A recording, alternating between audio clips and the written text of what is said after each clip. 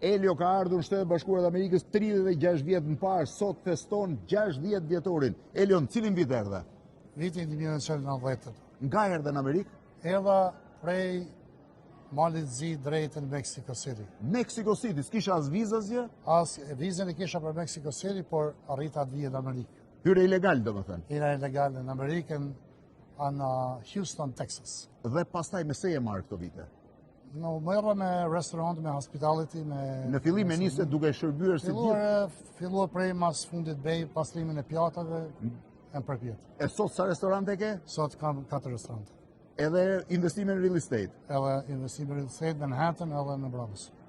Ndërkohë kam dëgjuar që ke ndërtuar një shtëpi shumë të madhe në vendlindje. Është vërtet, kom investim shumë i madh shpirtëror. Është investim shpirtëror?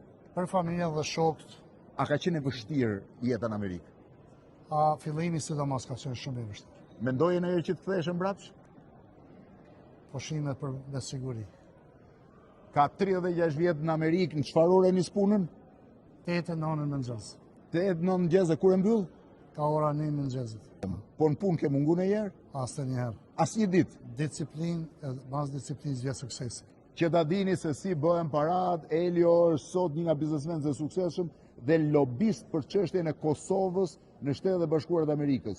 36 vjet nga 8 e mëngjesit deri në 1 natës. Elio, happy birthday edhe mbarësi. Mirë se keni ardhur, faleminderit.